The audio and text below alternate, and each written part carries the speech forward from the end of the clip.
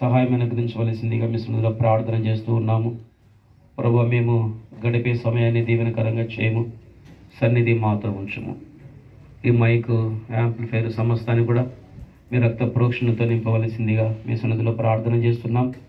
ఈ మైక్ శబ్దం ద్వారా మీ వాక్యం ఉంటున్న వారు మేలు పొందుటకు సహాయం అనుగ్రహించవలసిందిగా మీ సన్నిధిలో ప్రార్థన చేస్తూ ఉన్నాం. స్తుతిస్తున్నాం తండ్రి. కుటుంబాన్ని మరి దీవించావు కొరకే స్తుతిస్తున్నాం. ప్రసాదన కొరకే ప్రార్థన చేస్తున్నాం. మీ దాసుల మహిమలోకి చేర్చుకున్నారు. ఆయన వారిని కూడా ప్రేమించి వారి ఏళ్ళ చూపిన మహా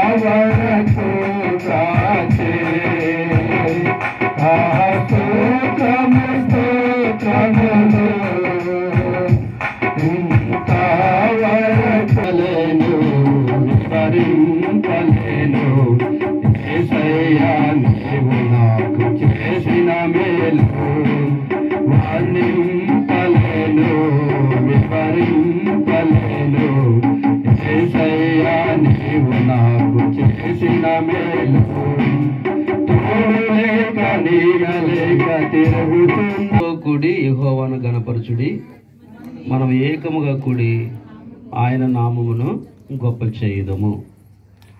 మరొక ప్రేమని చదువు మందిరం గట్టిగా. నాతో కూడి యెహోవాను గణపరచుడి, మనం ఏకముగా కూడి ఆయన నామమును గొప్ప చేయుదము. దేవుని సహాయం కొరకే చిన్న ప్రార్థన చేసుకుందాం. ఇష్ట కొరకై వారి ప్రేమించి అనుగ్రహించిన పిల్లల కొరకై, కుటుంబం కొరకై మీ సన్నిధిలో మరి ప్రార్థించడానికి, మిమ్మల్ని గణపరచడానికి అనుగ్రహించిన కృప కొరకై స్తుతిస్తున్నాం. తిరిగి తండ్రి, మరి ముఖ్యంగా వినోద్ బాబును, బ్యూలాను మీరు జ్ఞాపకం చేసుకొని వారి యొక్క వివాహంలో మీరు సహాయపడి వారిని ఆశీర్వదించి అనుగ్రహించిన చక్కని కుమారుని కొరకై హృదయమారా స్తుతించి ఆరాధిస్తున్నాం. ఇంకా సామెలన్న ఇస్తరక్క వారి జీవితంలో, వారి కుటుంబంలో మీరు చేస్తూ రాగలిగిన ప్రతి విధమైన మేలు ఉపకారం అంతటి కొరకై హృదయమారా స్తుతించి ఆరాధిస్తున్నాం. సాల్మాన్ కూడా జ్ఞాపకం చేసుకొని, సాల్మాన్ రాజును కూడా జ్ఞాపకం చేసుకొని ఎడ్యుకేషన్లో సహాయపడి తనకిచ్చిన జాబ్ కొరకై కూడా స్తుతిస్తున్నాం. తిరిగి తండ్రి, ఈ దినము కుటుంబంలో మీరు జరిగించిన ప్రతి విధమైన మేలు ఉపకారంను బట్టి మిమ్మల్ని గణపరచాలని, ఈ చిన్న కూడిక కలిగి ఉండడానికి అనుగ్రహించిన కృప కొరకై స్తుతిస్తున్నాం. కనుక తండ్రి, మీ సన్నిధి మాతో ఉంచుము. ఇంకా రావలసిన వారు కూడా సకాలంగా రావడానికి సహాయం తెచ్చాము. పటానుశుల నుంచి కూడా మీ దాసుడు ప్రసాదన్న, ఇంకా తనతో కలిసి వస్తున్న వారందరూ కూడా సమయానికి వచ్చేటప్పుడు సహాయం తెచ్చేపుతారు. మేము గడిపే సమయాన్ని దీవెనకరంగా చేయాలి. ఎవరు ఈ మైక్ శబ్దం ద్వారా మీ వాక్యం వింటున్నారో మేలు పొందటకు సహాయం తెచ్చాము. ముఖ్యంగా వినోద్ బాబు, బ్యూలా, ఇంకా బాబు కుటుంబం తండ్రి మరి మేలు పొందడానికి సహాయం అనుగ్రహించవలసిందిగా మిషన్లో ప్రార్థన చేస్తున్నాం. శత్రువుకు సిగ్గు అపజయము మరి ముఖ్యంగా బ్యూలా, వినోద్ బాబు, దేవుడు వారిని కరుణించి వారిని యవ్వన కాలం ముందు జతపరిచి వారిని ఆశీర్వదించి చక్కని కుమారుని కూడా దేవుడిచ్చాడు. అట్లే సాల్మోన్ రాజును కూడా దేవుడు కనికరించి తన యొక్క ఎడ్యుకేషన్లో దేవుడు సహాయపడి జాబ్ కూడా ఇచ్చాడు. ఇంకా వారి కుటుంబంలో దేవుడు చేసిన మరి మేలులు ఉపకారాలను బట్టి దేవుని ఘనపరచాలని ఈ కృతజ్ఞత కూడిక థ్యాంక్స్ గివింగ్ మీటింగ్ వాళ్ళు కలిగి ఉన్నారు. దాని కొరకే మనం అందరం చేరి వచ్చినాం.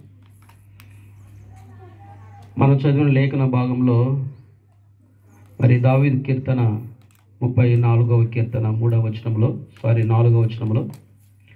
3వ వచనంలో నాతో కూడి యెహోవాను గణపరచుడి, మనం ఏకముగా కూడా ఆయన నామమును గొప్ప చేయుదుము. నాతో కూడి యెహోవాను గణపరచుడి, మనం ఏకముగా కూడి ఆయన నామమును గొప్ప చేయుదుము.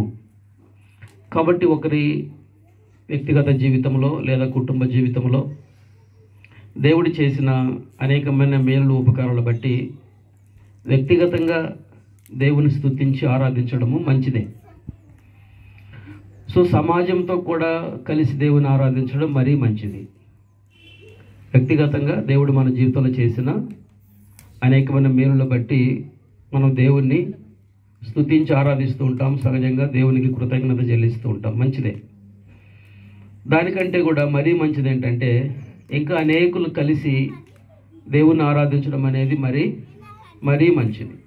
అనేకులతో పంచుకొని వారు దేవుని గణపరిచినట్లుగా కూడా మనము దేవుని యొక్క లేఖన భాగాల్లో మనము గమనిస్తాం.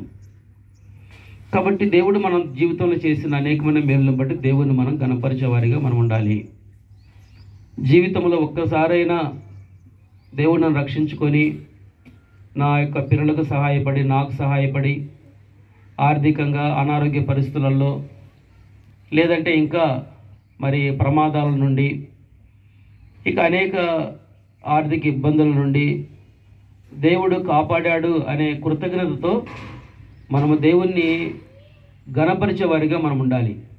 మన వ్యక్తిగతంగా గణపరచడమే కాదు, అనేక మందిని మనము పోగు చేసి దేవుణ్ణి గణపరిచేవారిగా, దేవుని నామాన్ని హెచ్చించేవారిగా ఉండాలి. కీర్తనకారుడైన దావీదు మహారాజు కూడా చెప్పింది అదే, నాతో కూడి యెహోవాను గణపరచుడి. అంటే ఆయనతో కూడా కొంతమంది ఉన్నారు లేదా కొంతమందిని పోగు చేశాడు అని మనకు అర్థమవుతా ఉంది. మనం ఏకముగా కూడి మనమందరము కూడి మన దేవుని ఏం చేద్దాం, మనము గణపరుద్దాము లేదా దేవుని నామాన్ని మహిమపరుద్దాము. కాబట్టి మనము దేవుడు మన జీవితంలో చేసిన దాన్ని బట్టి మనం అందరం కలిసి అనేకులను మరి మనం పోగు చేసి మన దేవుని మనం గణపరిచే వారిగా ఉండాలి. అట్లా కీర్తనకారుడు దావీదు మహారాజు చేశాడు. సరే, దావీదు మహారాజు జీవితంలో ఎన్నో ఉపకారాలు మేలు దేవుడు చేశాడు. దాంతో ఒక 5 విషయాలు నేను మీకు గుర్తు చేసి నేను ముగిస్తాను.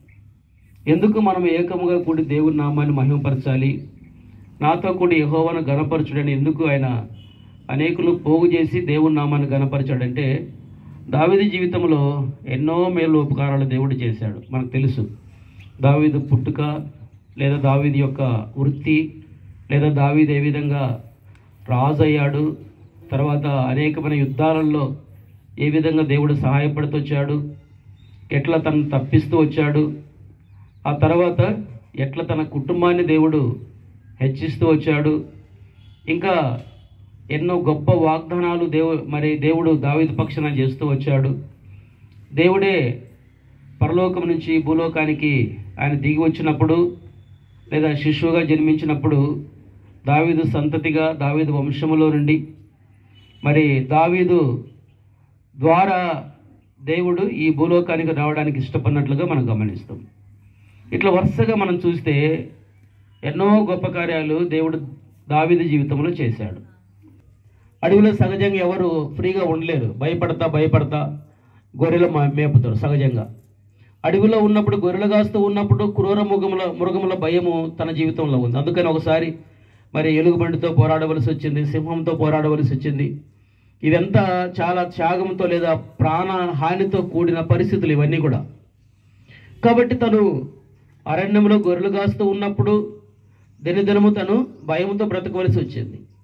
ఆ తర్వాత సైన్యంలోకి వచ్చిన తర్వాత సైతం కూడా మరి సైన్యం అనగా తన యొక్క శత్రువులు ఫిలిస్తీన్లు కానీ హమాలేకులు కానీ ఇంకా చుట్టుపక్కల ఉన్న సైన్యము, చుట్టుపక్కల ఉన్న శత్రువులు దావీదును చంపడానికి ఎంతోమంది ప్రయత్నం చేశారు. కాబట్టి తన యొక్క పరాక్రమాన్ని బట్టి ప్రజలందరూ తన వైపు తిరిగిన కారణాన్ని బట్టి ఏ వ్యక్తి అయితే దావీదును కొలువులో పెట్టుకున్నాడో ఆ వ్యక్తే దావీదు మీద విషపు చూపు నిలిపి ఆఖరికి దావీదు మీద అసూయపడి తన యజమానుడే దావీదును చంపడానికి ప్రయత్నించాడు. కాబట్టి సహజంగా మనం ఎవరము మనం అంత మంచిగా లేకపోతే ఎవరు మన గురించి పట్టించుకోరు, ఆలోచన చేయరు. కొంచెం బాగా ఏమనుకోండి అందరి దృష్టి మన మీదనే పడుతుంది. సహజంగా మనకేం లేనప్పుడు, భోజనం లేనప్పుడు, లేదంటే సరిగా బట్టలు లేనప్పుడు, ఆర్థికంగా ఇబ్బందులు ఉన్నప్పుడు, లేదంటే ఇంకా మనం ఇతరుల కంటే తక్కువ వారు ఉన్నప్పుడు ఎవరు మనల్ని పెద్దగా పట్టించుకోరు. కొంచెం దేవుడు హెచ్చించాడంటే అనేకుల దృష్టి మన మీద పడుతుంది. మంచిగా పడితే పర్వాలేదు, మరి వీడు ఎక్కడి నుంచి ఎక్కడికి వచ్చాడు అని లోపల ఏం పడుతుంది, సహజంగా అసూయ ఏర్పడుతుంది. కాబట్టి సౌలు జీవితంలో కూడా అంతే. తన కొలువులో చేర్చుకున్నాడు, మరి తనకెంతో కాపలాగా ఉంచుకున్నాడు. అయినా కూడా ఆ యొక్క గొలియాతును చంపినప్పుడు ఇశ్రాయేలు స్త్రీలు మరి సౌలుకు 1000 కొలది, దావీదుకు 10,000 కొలదని వారు ఎప్పుడు స్తుతులు చెల్లించారో వెంటనే తన లోపల అసూయ ఏర్పడి సౌలు దావీదును చంపడానికి 2-3 పర్యాయములు దగ్గర నుండి ఈట విసిరాడు. అయినా దేవుడు తప్పించాడు. శత్రువుల గురించిన భయము, తన యజమానుని ద్వారా భయము, అంత మాత్రమే కాకుండా ఒకానొక సమయంలో తన కడుపున పుట్టిన సొంత కుమారుడైన అబ్షలోము సైతము దావీదును చంపడానికి ప్రయత్నించాడు. దావీదు సింహాసనాన్ని అధిష్ఠించడానికి, దావీదు సింహాసనాన్ని కోరుకుని తన రాజుగా కావడానికి తన సొంత తండ్రినే ఇబ్బంది పెట్టి చంపడానికి ప్రయత్నించాడు. దావీదు పారిపోవలసి వచ్చింది. ఒక విధంగా చెప్పాలంటే దావీదు జీవితం అంతా కూడా భయమే. అందుకని నాకు కలిగిన భయములన్నిటిలో నుండి, కాబట్టి మానవ జీవితంలో ఎన్నో భయాలు కూడా వెళుతూ ఉంటాం. ఏ వ్యక్తి అయినా సరే, అంటే పని చేసుకుంటే ఒక కూలీ వ్యక్తి కానించి దేశాన్ని పరిపాలన చేస్తూ ఉండే రాజు కావచ్చు, సీఎం కావచ్చు, ప్రధానమంత్రి కావచ్చు, ఎవరైనా సరే నాకు ఏ భయం లేదని చెప్పగలిగే ఒక్కడు కూడా లేడు నాకు తెలిసి. అయితే అర్థమైందండి? ఏదో ఒక భయము కలిగి ఉంటుంది. అర్థమైందా? కొంతమంది ఆర్థిక సంబంధమైన భయము, కొంతమందికి అనారోగ్య సంబంధమైన భయము, కొంతమందికి రకరకాల భయము, పిల్లల గురించి భయము, భర్త గురించి భయము, భార్య గురించి భయము, లోకంలో ఎన్నో భయాలు కూడా వెళుతుంటాం. శత్రువుల గురించిన భయము. నాకు ఏ భయం లేదని ఎవరము చెప్పలేం. కాబట్టి ఆయన ఎందుకు దేవుణ్ణి నాతో కూడా యెహోవాను గణపరచుడి, మనం ఏకముగా కూడా ఆయన నామను గొప్ప చేయదమని చెప్పాడంటే, నాకు కలిగిన భయములన్నింటిలో నుండి జీవితంలో ఎన్నో భయాలు కూడా వెళ్ళా. ప్రతి భయం నుంచి దేవుడు నన్ను తప్పించాడు. కనుక నేను దేవుణ్ణి గణపరచడమే కాకుండా నాతో కూడి దేవుణ్ణి గణపరచుడి. కాబట్టి కుటుంబ జీవితంలో కావచ్చు, ఇక్కడ మీటింగ్ పెట్టుకున్న వారి జీవితంలో కావచ్చు, మన జీవితంలో కావచ్చు, సహజంగా మనము మరి వెనుకకు ఒకసారి మనం తిరిగి చూసుకుంటే మన జీవితాన్ని ఎన్నో భయాలు కూడా వచ్చాం. మన పరిస్థితి ఏంటి, ఎట్లా బ్రతకాలి, ఎట్లా లోకంలో ఇతరుల నుంచి కాపాడబడాలి, ఎట్లా పిల్లలకు కాపాడుకోవాలి, ఎట్లా వాళ్ళు పెద్దవాళ్ళని చేయాలి, ఎట్లా వారిని ఒక ఇంటి వారిని చేయాలి, ఎట్లా ఆర్థిక ఇబ్బందులు తీర్చుకోవాలి, ఇవన్నీ ఎన్నో భయాలు కూడా వచ్చాయి. ఒక్కసారి వెనక తిరిగి మనం చూస్తే ఎన్ని భయాలు కూడా వచ్చామో అందరం చెప్పగలము. ఎన్నో భయాలు కూడా వచ్చామని. అర్థమైందండి? వాటన్నిటి నుంచి దేవుడు ఏం చేశాడంటే తప్పించాడు. కాబట్టి చాలామంది జీవితాలలో దేవుడు ఎన్నో మేలు ఉపకారాలు చేస్తాడు, కానీ ఒక్క పర్యాయం కూడా అందరూ కలిసి, నువ్వు ఏ సంఘానికి వెళ్ళినా ఆ సంఘంతో కలిసి, ఆ ప్రజలతో కలిసి, లేదంటే ఏ ఏ ఏ ప్రాంతంలో ఉన్న ఆ ప్రాంత ప్రజలతో కలిసి నేను దేవుణ్ణి గణపరచాలి, దేవుని నామాన్ని హెచ్చించాలి, దేవుని నామానికి కృతజ్ఞత చెల్లించాలి, అందరికీ తెలియచేయాలి ఈ విషయాలు అని చాలామంది దాని విషయం పట్టింపు కలిగి ఉండరు. దేవుడు మనకు మేలు చేసింది ఎందుకు? దేవుని మనం గణపరచడానికి. వారు ఆయన తట్టు చూడగా వారికి వెలుగు కలిగను, వారి ముఖములు ఎన్నడూ లజ్జింపకపోవును అనే మాట మనకు కొంతమందికి అర్థమవుతుంది. వ్యాఖ్యాన బైబిల్ ఏమని చెప్పబడి ఉంటుంది అంటే, వారి ముఖములు ఎప్పుడు సిగ్గుపడకపోవని రాసి ఉంటుంది. వ్యాఖ్యాన బైబిల్లో మనం చదవగలిగినట్లయితే ఏమని రాయబడి ఉంటుంది, మన యొక్క ప్రాంతీయ భాషలో వారి ముఖములు ఎన్నటికీ లజ్జింపకపోవునని మనం ఇక్కడ చూద్దాం. కానీ అయితే వ్యాఖ్యాన బైబిల్ ఏమని చెప్పి ఉంటుందంటే, వారి ముఖములు ఎన్నడూ సిగ్గుకు లోను కావు అని చెప్పబడి ఉంటుంది.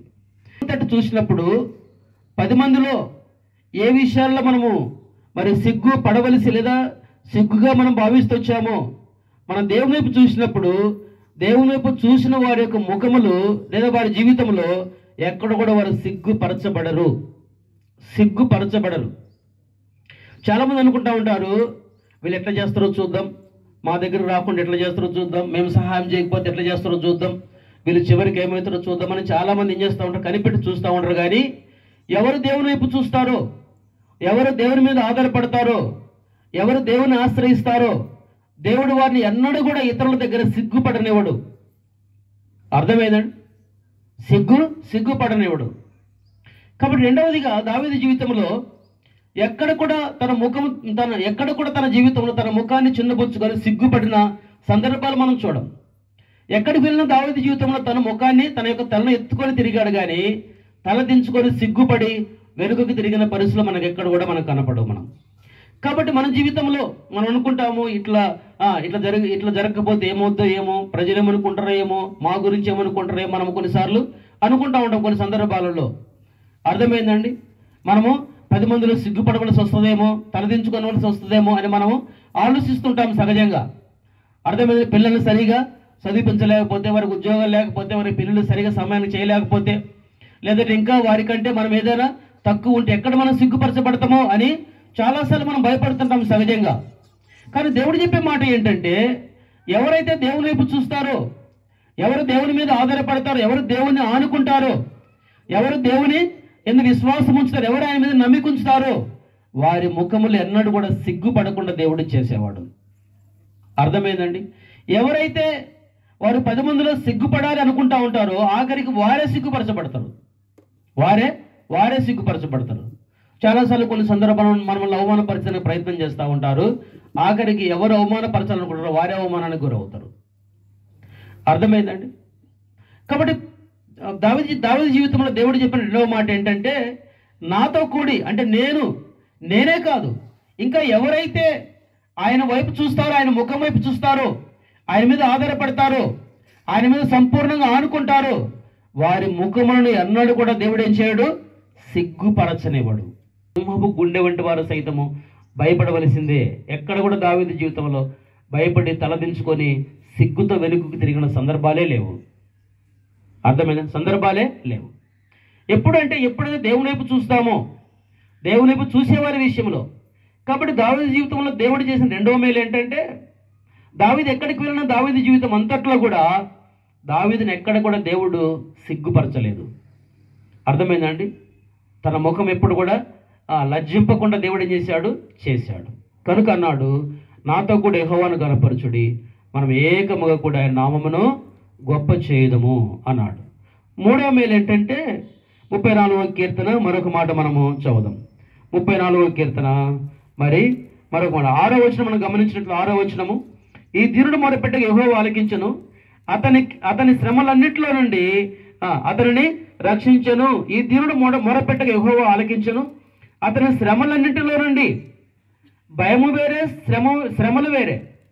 అర్థమైందండి? భయము వేరే, శ్రమలు వేరే. కొంతమంది కొన్ని కుటుంబాల శ్రమలు ఎదుర్కొంటూ ఉంటారు, కష్టాలు ఎదుర్కొంటూ ఉంటారు. అర్థమైందండి? కాబట్టి నాకు కలిగిన శ్రమలన్నింటిలో నుంచి దేవుడు నన్ను రక్షించాడు. కాబట్టి నాతో కూడా యెహోవాను గనపరచుడి, మనం ఏకముగా కూడా ఆయన నామమును గొప్ప చేయదము. అర్థమైందండి? జీవితంలో ఎన్నో శ్రమల గుండా, ఎన్నో కష్టాల గుండా వెళ్ళిన జీవితాలు ఎన్నో మనం చూస్తాం. మనం కొన్ని సందర్భాలలో ఆర్థిక ఇబ్బందులు. అర్థమైందండి? ఆర్థిక ఇబ్బందులు, ఎవరు దగ్గరికి తీయని పరిస్థితి, దానికి తోడుగా ఎన్నో శ్రమల గుండా వెళ్ళవలసిన పరిస్థితి. అటువంటి శ్రమలన్నింటిలో నుంచి దేవుడు ఏం చేశాడంట, తప్పించాడు. కాబట్టి నా భయం నుంచి తప్పించడమే కాదు, అర్థమే, భయం అనేది జీవితంలో ప్రాణానికి సంబంధించినది, శ్రమ అనేది జీవితంలో నలిగిపోయేదానికి సంబంధించినది. అర్థమే? శ్రమను బట్టి మనం నలిగిపోతూ ఉంటాం సహజంగా. భయం ఎప్పుడు వస్తుంది? ఎప్పుడైనా మనం ప్రాణానికి హాని జరుగుతున్నప్పుడు మనం చేస్తామో భయపడతాం మనం సహజంగా. కాబట్టి శ్రమ అనేది ఎప్పుడు అంటే, శ్రమను బట్టి మన జీవితం మనం నలిగిపోతూ ఉంటాం సహజంగా. కాబట్టి దావీదు మహారాజు జీవితంలో కూడా ఎన్నో శ్రమలు ఎదుర్కొన్నాడు. ఆయన చెప్పిన మాట ఏంటంటే, నాకు కలిగిన శ్రమలన్నింటిలో నుంచి ఆయన నన్ను రక్షించాడు. ఎట్లా అంటే, నేను ఈ దీనుడు మొరపెట్టగా యెహోవా ఆలకించెను, నాకు కలిగిన శ్రమలన్నింటిలో నుంచి ఆయన నన్ను తప్పించాడు. అర్థమైందండి? మనకు అర్థం కావడానికి దావీదు ఎన్నో శ్రమల గుండా వెళ్ళాడు మనకు తెలుసు. యోసేపు ఎన్నో శ్రమల గుండా వెళ్ళాడు మనకు తెలుసు. అర్థమైందండి? తర్వాత దానియేలు కానీ, షడ్రక్ కానీ, మెషక్ కానీ వీళ్ళందరూ ఎన్నో శ్రమల గుండా వెళ్ళారు మనకు తెలుసు. ఈ విధంగా మనం దేవుని యొక్క లేఖనంలో గమనించినట్లయితే వీరందరూ ఎన్నో శ్రమల గుండా వెళ్ళారు. అర్థమైందండి. వారి శ్రమలన్నింటిలో నుంచి దేవుడు వారిని ఏం చేశాడు? రక్షించాడు. కనుక మన జీవితంలో కూడా ఎన్నో శ్రమలు కూడా మనం వెళుతూ ఉంటాం. సహజంగా మనం దేవుని సన్నిధిలో మొరపెట్టినప్పుడు మన శ్రమలన్నింటి నుంచి రక్షించుటకు ఆయన సమర్థుడు. అర్థమైందండి? ఆయన సమర్థుడు. అయితే యెహోవా యందు భయభక్తులు గల వారి చుట్టూ ఆయన దూత కావలి ఉండి వారిని రక్షించును.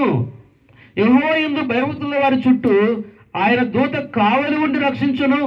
కాబట్టి దావీదు జీవితంలో అనేక పర్యాయములు దేవుని యొక్క దూతలు దావీదుకు కాపలా కాస్తూ వచ్చారు చెప్పాలంటే. అందుకనే 91వ కీర్తనలో ఏమని చెప్పబడిందంటే, రండి 91వ కీర్తన, కీర్తనల గ్రంథము 91వ కీర్తన. ఓ మాటను మనం చదువు, మనకు అర్థం కాదు. 91వ కీర్తన 10వ వచనం మనం గమనించినట్లయితే, నీకు అపాయమేమీ రాదు, ఏ తెగులు నీ గుడారము సమీపింపదు, నీ మార్గములన్నిటిలో నిన్ను కాపాడుటకు ఆయన నిన్ను గూర్చి తన దూతలకు ఆజ్ఞాపించును. నీ మార్గం అంతట్లో నిన్ను కాపాడడానికి దేవుడు తన దూతలకు ఆజ్ఞాపిస్తాడంట. కాబట్టి దావీదు యొక్క మార్గాలలో ఆయన ఎక్కడికి వెళ్ళినా, ఏ సైన్యం మీదకి యుద్ధానికి వెళ్ళినా, ఏ శత్రువుల మీదకి వెళ్ళినా, ఏ మార్గం నుంచి వెళ్ళినా దావీదు జీవితంలో దేవుడు తన దూతలను కావలి ఉంచి రక్షించగలిగాడు. కనుక అనేక సందర్భాలలో ఆయన దేవుడు ఏ విధంగా తన దూతల చేత తను కాపాడుతూ వచ్చాడో ఈ విషయాలను కూడా ఆయన తెలియజేస్తూ వచ్చాడు. అర్థమైందండి? కాదు తలతలలాడే ఖడ్గం పట్టుకొని ఆ యొక్క మరి వారు నివసిస్తున్న ప్రాంతం అంతటికి ప్రహార కాస్తున్నాడంట. ఈయన ప్రతిరోజు వెళ్ళినప్పుడల్లా ఆ వ్యక్తిని చూసి అతని చేతిలో ఉన్న ఖడ్గం చూసి భయపడి పారిపోయి వారి ఇళ్ళకి వచ్చేవాళ్ళు. 1 దినం అయిపోయింది, 2 దినాలు అయిపోయింది, అట్లా చాలా కాలం వాళ్ళని చంపడానికి ప్రయత్నం చేయడానికి వెళ్ళిన ప్రతిసారి కూడా ఆ గుర్రం మీద, తెల్లని గుర్రం మీద కూర్చున్న ఆ యొక్క వ్యక్తి వారికి కాపలా కాస్తూ ఉన్నప్పుడు ఆఖరికి వీళ్ళు చేసేది లేక వారి దేవుడే వారి దూతను పంపి వారిని కాపాడుతున్నాడని వారు గుర్తించి అక్కడికి వెళ్ళి గట్టిగా కేకలు వేశారంట. ఏమనంటే, మేము మీకు ఎటువంటి హాని చేయము, మీ దేవుడే మీ దూతను పంపి మిమ్మల్ని కాపాడుతూ ఉన్నాడని మీరందరూ బయటికి రావచ్చు, మీరందరి యొక్క ప్రాంతంలో మీ నివాసాలలో మీ గృహాలకు వెళ్ళొచ్చు, మీ ప్రాంతంలో మీ నివాసం చేయొచ్చు అని వారే గట్టిగా అనౌన్స్మెంట్ చేశారంట. వాళ్ళందరూ బయటకు వచ్చిన తర్వాత వాళ్ళని చంపడానికి ఎవరైతే ప్రయత్నించారో వారు ఇచ్చిన సాక్ష్యం ఏంటంటే, మీ దేవుడే నిజమైన దేవుడు. ఎందుకంటే మేము ప్రతిరోజు సాయంకాలం గుర్రాల మీద వచ్చి మిమ్మల్ని ఆ యొక్క మరి అడవిలో నుంచి బయటికి లాగి చంపడానికి మేము ప్రయత్నించాము, కానీ ఎవరో ఒక వ్యక్తి తెల్లని బట్టలు వేసుకొని ఒక తెల్లని గుర్రం మీద తెల్లని ఖడ్గం పట్టుకొని మేము మీకు కాపలా కాస్తున్నాడు, ఆయన దాటుకొని మేము రాలేకపోయాము, భయపడి వణికిపోయి పారిపోయాము మేము అని సాక్ష్యం ఇచ్చారంట వారు. కాబట్టి మనకు తెలియదు, ఏం తెలియదు? దేవుడు తన దూతలను పంపి మనల్ని కాపాడుతున్న సంగతి మనకు తెలియదు. దేవుని యొక్క దూతలు మన కంటికి కనపడకపోవచ్చు, కానీ దేవుడు మీరు వెళ్ళే ప్రతి మార్గంలో మిమ్మల్ని కాపాడుటకు ఆయన తన దూతలకు ఆజ్ఞాపించను. ఎందుకని దావీదు మహారాజు అన్నాడు, ఏమన్నాడంటే, తన యందు భయభక్తుల వారి చుట్టూ ఆయన దూతలు కావలిండి వారిని రక్షించును అని. అర్థమైందండి? తన యందు భయభక్తుల వారి చుట్టూ ఆయన దూతలు కావలిండి చేస్తారంటే వారిని రక్షిస్తారంట. అందుకని కీర్తనకారుడు ఇక్కడ ఏమని చెప్తూ వచ్చాడంటే 11వ వచనంలో, నీ మార్గం అంతటిలో నిన్ను కాపాడుటకు ఆయన నిన్ను గురించి తన దూతలకు ఆజ్ఞాపించును, నీ పాదములకు రాయి తగలకుండా వారు నిన్ను తమ చేతుల మీద ఎత్తి పట్టుకొందురు. మిమ్మల్ని తమ చేతుల మీద ఎత్తి పట్టుకొందురు. ఆరంలో భూలోకానికి వచ్చాడు. అర్థమైందండి? మనుషునికి ఏం ఆశ ఉంది? దేవుని చూడాలనే ఆశ ఉంది. దేవుని చూడాలనే ఆశ మనుషుకు ఉన్న కారణాన్ని బట్టి రకరకాల ప్రయత్నాలు చేస్తున్నాడు. ఓహో, దేవుడు ఈ రూపంలో ఉండొచ్చు, దేవుడు ఈ రూపంలో ఉండొచ్చు, దేవుడు ఈ యొక్క ఆకారంలో ఉండొచ్చు, దేవుడు ఇట్లా ఉండవచ్చు అని చేస్తున్నాడు. ఏం చేస్తున్నాడు మనుషుడు? రకరకాల ప్రయత్నాలు, రకరకాల రూపాలు, రకరకాల మరి ఆకారాలు ఏర్పరచుకుంటూ ఉన్నాడు. దానికి గల కారణం ఏంటో తెలుసా? మనుషుని అన్వేషణ ఏంటో తెలుసు. దాని వెనక దేవుని చూడాలి అని ఒక కోరిక, ఆశ. ఈ మనుషుని కోరిక, ఆశ తీర్చుడికే కాలం సంపూర్ణమైనప్పుడు పరలోకంలో ఉన్న దేవుడు, ఆకాశము మహాకాశములు పట్టజాలటువంటి దేవుడు, ఆకాశం నా సింహాసనం, భూమి నా పాద పెట్టమని సెలవిచ్చిన దేవుడు. అర్థమైందండి? వాక్యమై ఉన్న దేవుడు, వాక్కై ఉన్న దేవుడు, అదృశ్యుడైన దేవుడు, కంటికి కనబడిన దేవుడు ఈ మనుషుని యొక్క కోరిక, ఆశ తీర్చడానికి మానవాకారంలో ఈ భూలోకానికి వచ్చాడు. అర్థమైందండి? కాబట్టి మనుషుని యొక్క ఆశ తీర్చడానికి ఆయన మానవాకారంలో వచ్చాడు, కానీ మనుషుడు దాన్ని గుర్తించలేకపోయాడు. వెలుగు లోకంలోకి వచ్చాను, అది లోకంలో ప్రకాశిస్తున్నది కానీ వెలుగుతూ ఉన్నది కానీ మనుషుడు దాన్ని గ్రహించలేకపోతూ ఉన్నాడు. మనుషుడు దాన్ని గ్రహించలేక దేవుడు నీ దగ్గరకు వచ్చింది, దేవుడు చూడాలని ఆశ కోరిక పడుతున్నాడు మనుషుడు. దేవుడు మానవాకారంలో భూలోకానికి వస్తే నమ్మడం లేదు. ఇది పెద్ద విచిత్రం. ఏంటి మనుషుని యొక్క ఉద్దేశము? దేవుడు చూడాలా, దేవుడు వచ్చాడు భూలోకానికి. అర్థమైందండి? కాలము సంపూర్ణమైనప్పుడు ఆ పరలోకంలో ఉన్న దేవుడు మానవాకారంలో భూలోకానికి అరుదించాడు. ఆయన ఏలయనగా మనకు శిశువు పుట్టెను, కుమారుడు గురించబడును, ఆయన భుజం మీద రాజ్యభారముండును, ఆశ్చర్యకరుడు, ఆలోచనకర్త, బలవంతుడైన దేవుడు, నిత్యుడకు తండ్రి, సమాధానకర్తయగు అధిపతి. బలవంతులైన దేవుడు శిశువుగా భూలోకంలో జన్మించాడు. యెషయా గ్రంథం 9వ అధ్యాయం 6వ వచనంలో ఆ మాటలు మనం చదువుతాం మనం. కాబట్టి మనుషులు నమ్ముతున్నాడా? నమ్మటం లేదు. అర్థమైందండి? మనుషులు కోరిక తీర్చడానికే దేవుడు, ఇప్పుడు నాకు ఆకలి అవుతా ఉంది, అర్థమైంది, దేవుడు నా కొరకు ఆహారం పంపాడు, ఇది నాకు సంబంధించింది కాదనుకుంటే అర్థమైంది. కాబట్టి మనుషుని యొక్క ఆశ, మనుషుని యొక్క తపన, మనుషుని యొక్క అన్వేషణ తీర్చడానికే పరలోకంలో ఉన్న దేవుడు మానవాకారంలో దైవ మానవుడిగా లోకంలో జన్మించాడు, శరీరధారిగా, ప్రభువైన యేసుక్రీస్తు వారు. అది నమ్మితే చాలు. అదే క్రిస్టమస్. స్టార్లు కట్టుకున్నంత మాత్రాన, సీరో సెట్స్ చేసుకున్నంత మాత్రాన ఆయన ఎందుకు లోకానికి వచ్చాడో, దేని కొరకు వచ్చాడో దాన్ని గుర్తించకుండా, దాన్ని అనుభవించకుండా, హృదయంలో చేర్చుకోకుండా, దేవునికి సంబంధం లేకుండా ఎన్ని ఆర్భాటాలు చేసినా దానివల్ల ఎటువంటి ప్రయోజనం ఉండదు. కుటుంబ జీవితంలో చేసిన ప్రతి మేలును, ఉపకారాన్ని బట్టి అనేకులతో కలిసి దేవుని కనపరచడానికి మనం ఏం చేయాలి? ఈ థ్యాంక్స్ గివింగ్ మీటింగ్ లేదా కృతజ్ఞత కూడికలు మనం కలిగి ఉండాలి. అర్థమైందండి? అట్లా మనం చేయలేకపోతే మనం కృతజ్ఞత హీనులమవుతాం, కృతజ్ఞత లేని వారం అవుతాం. ఎంత మేలు చేస్తే ఏం లాభం? ఒక్క దినమన్నా నీ ద్వారా, నీ కుటుంబం ద్వారా నా నామం ఇతరులకి వెల్లడిపరచబడిందా? ఒక్కరికైనా, కొందరికైనా దేవుని యొక్క వాక్యం ప్రకటించబడిందా? ఏం ప్రయోజనం? ఎంత హెచ్చించి ఏం ప్రయోజనం? ఫలభరితం లేని జీవితం జీవిస్తున్నప్పుడు, ఫలం అంటే ఆత్మను సంపాదించడమే మన ఫలం. ఆత్మల సంపాదన ఎట్లా సంపాదించబడతాము? మనం డైరెక్ట్గా దేవుని యొక్క వాక్యం చెప్పలేకపోయినా, కనీసం ఆయా సందర్భాలలో నువ్వు ఏ చర్చికి వెళ్తా ఉన్నా, ఏ ప్రాంతానికి వెళ్తా ఉన్నా, ఆ దైవ సేవకుని పిలిపించి మనం ఉన్న ప్రాంతంలో, ఏరియాలో దేవుని యొక్క వాక్యం ప్రకటిస్తే అదే దేవునికి మహిమ. తద్వారా అనేకులు దేవుని వైపు చూస్తారు, దేవుని ఎరుగుతారు, దేవుని మాటలు వింటారు, మనకు తెలియకుండానే దేవుని వాళ్ళు అంగీకరిస్తారు. తప్పించాడు కనుక నాతో కూడా యెహోవాను గణపరచుని, దేవుణ్ణి ఆయన గణపరుస్తూ వచ్చాడు. రెండవదిగా చెప్పండి, నేను ఆయన వైపు చూసినప్పుడు నా ముఖము లజ్జింపకుండా, నన్ను సిగ్గుపడకుండా దేవుడు చేశాడు కనుక దేవుణ్ణి కనపరచాలి. మూడవదిగా, నాకు కలిగిన శ్రమలన్నింటి నుంచి ఆయన నన్ను రక్షించాడు కనుక దేవుణ్ణి కనపరచాలి. నాలుగవదిగా, తన దూతలను పంపి నన్ను ఏం చేశాడు? కాపాడాడు. తన యందు భయభక్తులు గల వారి విషయంలో ఆయన దూతలు కావలి ఉండి రక్షిస్తారు. కీర్తన 9వ వచనం మనం గమనించడం లేదా? 9-10 వచనాలు మనం గమనిస్తే ఏమని చెప్పబడింది అంటే, యెహోవా భక్తులారా, ఆయన యందు భయభక్తులు కలిగి ఉండుడి, ఆయన యందు భయభక్తులు ఉంచు వారికి ఏమీ కొదవలేదు. సింహ పిల్లలు లేవగలవి ఆకలి గురును యెహోవాను ఆశ్రయించే వారికి ఏ మేలు కొదవై ఉండదు. ఏమని చెప్పబడింది 10వ వచనంలో? సింహ పిల్లలు లేవగలవి. 9వ వచనంలో కూడా యెహోవా భక్తులారా, ఆయన యందు భయభక్తులు ఉంచుడి, ఆయన యందు భయభక్తులు ఉంచు వారికి ఏమీ కొదవలేదు. అర్థమైందండి? ఏమీ కొదవలేదని చెప్తూ కంటేసి 10వ వచనంలో సింహ పిల్లలు ఏమిగలవి ఆకలి కానీ యెహోవాను ఆశ్రయించే వారికి ఏ మేలు కొదవై ఉండదు. సింహ పిల్లలైనా ఆకలి ఉంటాయి కానీ దేవుణ్ణి ఆశ్రయించే వారికి ఏ మేలు కొదవి ఉండదు. ఎట్లా దేవుణ్ణి ఆరాధించకుండా గణపరచుకుని ఉండగలం? ఎందుకు సింహ పిల్లలు ఏమగలవై ఆకలి గుణగాని చెప్పాడు కీర్తనకాడు అంటే, దావీదు మహారాజుకు అన్నిటి గురించిన అనుభవం ఉంది, అనేక వాటి గురించి అనుభవం ఉంది. ఆయన అడవిలో గొర్రెలు కాస్తూ ఉన్నప్పుడు ఒక సింహాన్ని చంపాడు, ఎలుగుబంటిని చంపాడు. అంటే వాటి జీవితం ఎట్లుంటుంది, అవి ఎట్లా పిల్లల్ని వేస్తాయి, ఎట్లా పిల్లల్ని కాపాడుతాయి, ఎట్లా ఆహారం సంపాదిస్తాయి, ఇవన్నీ తెలుసు దావీదుకు. ఇవన్నీ తెలుసు. ఒక సింహము పిల్లలు వేసిన తర్వాత అది బయటికి వెళ్ళి వేటాడి ఒక జంతువును పట్టుకొచ్చి ఆ పిల్లలకి ఏం చేస్తుంది? ఏం చేస్తుంది చెప్పరే? తినబెడుతుందా? తాగబెడుతుందా? అట్లేం చేయదు సింహం. అర్థమైందా? ఉన్న చోటనే, ఉన్న పొదలోనే, పిల్లలు వేసిన దగ్గరనే అది తన యొక్క నోరు, తన నోటిని ఆ భూమికి గట్టిగా కొరికి గట్టిగా గాండ్రించినప్పుడు అక్కడక్కడ చుట్టుపక్కల పొదలలో కొన్ని కొన్ని చిన్న చిన్న జంతువులు మేస్తూ ఉంటాయి.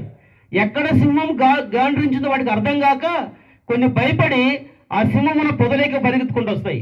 అక్కడే వాటిని చంపి అది తిని తన పిల్లలకు కూడా పెడుతుంది. అంటే ప్రయాసపడకుండా తన పిల్లలకు భోజనం పెడుతుంది. వేటాడుకుండా తన పిల్లలకు భోజనం పెడుతుంది. తన ఉన్న స్థలం నుంచి కదలకుండా తన పిల్లలకు భోజనం పెడుతుంది సింహం.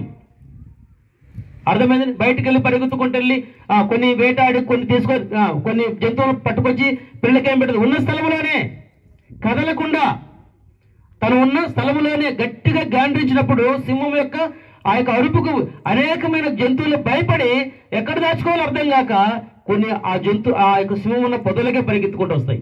అక్కడే చంపి అక్కడే తన పిల్లలకు మేత పెట్టి అది కూడా తింటుంది. అంత సులువుగా ఆహారాన్ని సంపాదిస్తాయి.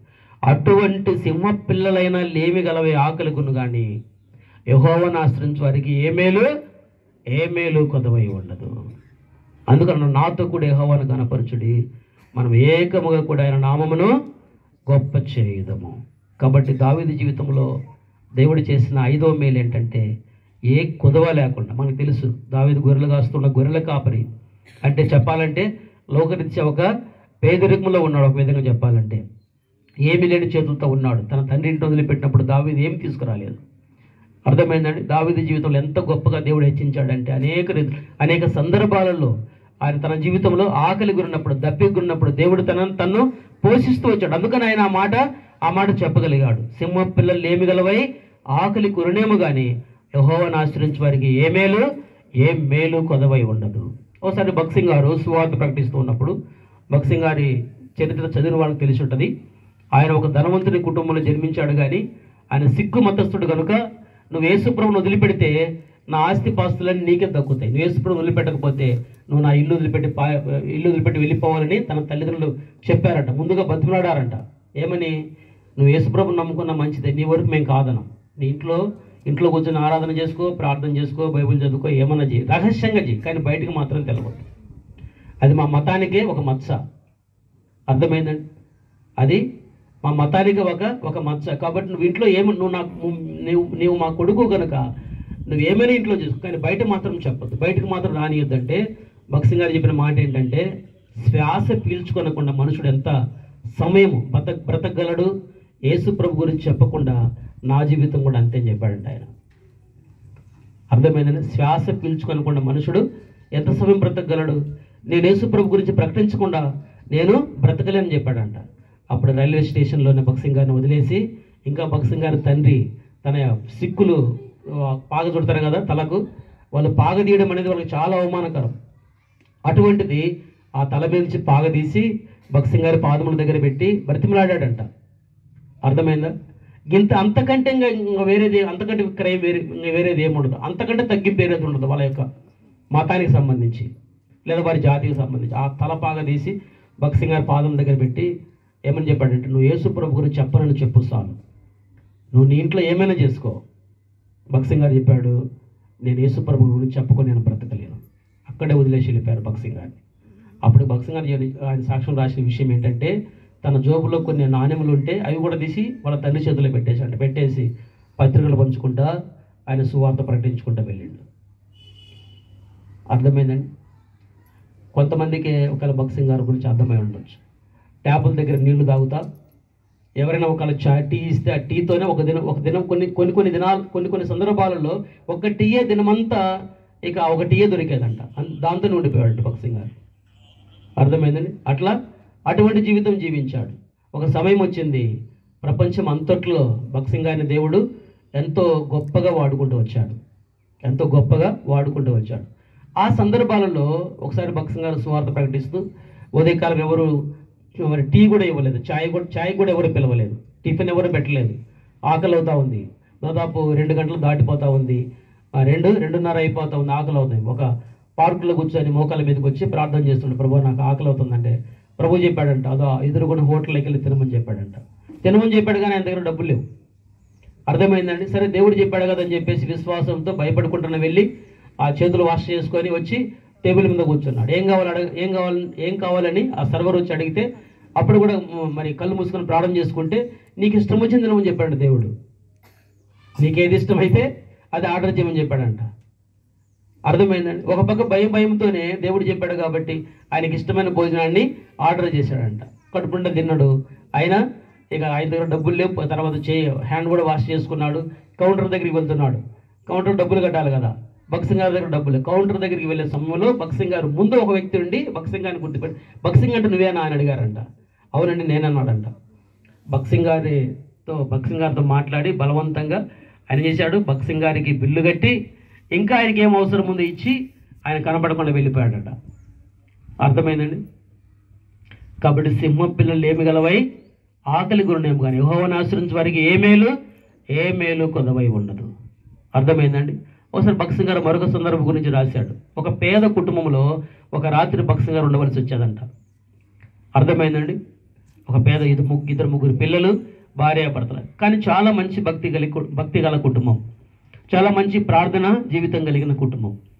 ఆ రాత్రి అంతా అసలు భక్సింగ్ గారు కూడా ఏం పెట్టదని వాళ్ళ దగ్గర ఏమీ లేదంట. భక్సింగ్ గారు రాశాడు సగం రొట్టె ముక్క కూడా లేదంట వాళ్ళ దగ్గర. అర్థమైందా? వాళ్ళు ఆ భార్య భర్త ముగ్గురు పిల్లలు కూర్చొని మోకాల మీద ప్రార్థన చేస్తూ ఉన్నారంట. మోకాల మీదకి వచ్చి ప్రార్థన చేస్తూ ఉన్నారంట. భక్సింగ్ గారు కూడా వారి ప్రార్థనతో ఏకీపించాడంట. రాత్రి 2 అయింది. ఆ డోరు ఎవరో పెద్ద రాయితో కొట్టినట్టు పెద్ద సౌండ్ వచ్చేదంట. వాళ్ళు డోరు పెట్టుకొని ప్రార్థన చేస్తూ ఉంటే ఆ డోరు ఎవరో పెద్ద రాయితో కొట్టిన సౌండ్ వచ్చేదంట. ఆ ఇంటి యజమాని ఇలా డోర్ తీస్తే ఒక పెద్ద బస్తా అక్కడ ఉన్నదంట. ఆ బస్తా ఇప్పు చూస్తే ఒక వారము దినములకు భోజనానికి కావలసిన సరుకులలో ఉన్నాయంట. అర్థమైందండి. కాబట్టి దేవుని యొక్క వాక్యంలో చెప్పబడింది ఏమంట, సింహ పిల్లలు ఏమి గలవై ఆకలి గురునేమో కానీ యెహోవాను ఆశ్రయించే వారికి ఏ మేలు కొదవై ఉండదు. అర్థమైంది. అందుకనే దావీదు మహారాజు నాతో కూడా యెహోవాను గణపరచుడి, మనం ఏకముగా కూడా ఆయన నామమును గొప్ప చేయదు. కాబట్టి మన జీవితంలో లేదా ఈ కుటుంబ జీవితంలో దేవుడు చేసిన అనేకమైన మేలు ఉపకారాలను బట్టి ఈ యొక్క కృతజ్ఞత ఈ కూడిక కలిగి ఉన్నారు. రండి ఈ మాట మనం చదువుదాం, ప్రార్థన చేసుకుందాం. 34వ కీర్తనల గ్రంథము 34వ కీర్తన 3వ వచనం. కీర్తనలు 34 3వ వచనం. నాతో కూడా యెహోవాను గణపరచుడి, మనం ఏకముగా కూడా ఆయన నామమును గొప్ప చేయుదము. ఎందుకు ఆయన నాతో కూడా యెహోవాను గణపరచుడి, మనం ఏకము కూడా ఆయన నామను గొప్ప చేయదమని అనేకులతో కలిసి దేవుని స్తుతించి గణపరిచాడు కీర్తనకారుడైన దావీదు మహారాజు. అంటే దావీదు జీవితంలో ఎన్నో మేలు చేశాడు. ఈ ఒక్క కీర్తనలో చాలా విషయాలు ఉన్నాయి.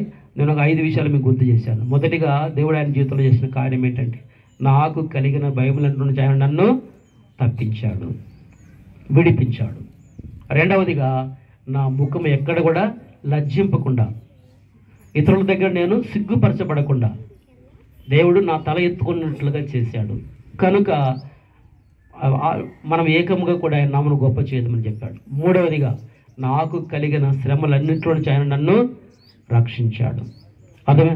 నాలుగవదిగా ఈ దినుడు యెహోవా భయభక్తుల వారి చుట్టూ ఆయన దూత కావలి ఉండి రక్షించును. కాబట్టి దేవుడు పరలోకం నుంచి తన దూతలను పంపి అనేక సందర్భాల్లో దావీదును కాపాడుతూ వచ్చాడు, రక్షిస్తూ వచ్చాడు. ఐదవదిగా సింహ పిల్లలు లేమి గలవే ఆకలి విన నా దేవుడు ఎప్పుడూ నాకు ఆకలి తీర్చకుండా ఉండలేదు, నాకు ఏ కొదవ లేకుండా ఆయన చేశాడు. అర్థమైంది.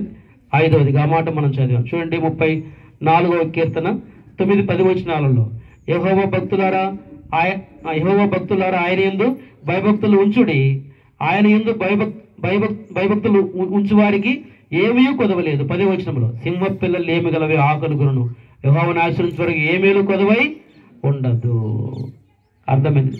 కాబట్టి దావీదు జీవితంలో అనేక కొరతలు దేవుడు తీర్చాడు. సింహ పిల్లలైనా లేమి గలవై కొన్ని సందర్భాలు ఆకలితో ఉన్నాయి, కానీ యెహోవాను ఆశ్రయించే వారికి ఏ మేలు కొదవై ఉండదు. కనుక అటువంటి మేలులు దేవుడు మన జీవితంలో చేసిన కారణాన్ని బట్టి ఈ కుటుంబమే కాకుండా దేవుని మేలులు పొందిన ప్రతి కుటుంబం కూడా ఏం చేయాలంట, అనేకులను పోగు చేసి ప్రభును గణపరిచేవారిగా, ప్రభును ఆరాధించేవారిగా, ప్రభును మహిమపరిచేవారిగా ఉండాలి. అర్థమైంది. కాబట్టి వారి విషయంలో దేవుడు అనేకమైన మేలులు చేస్తాడు.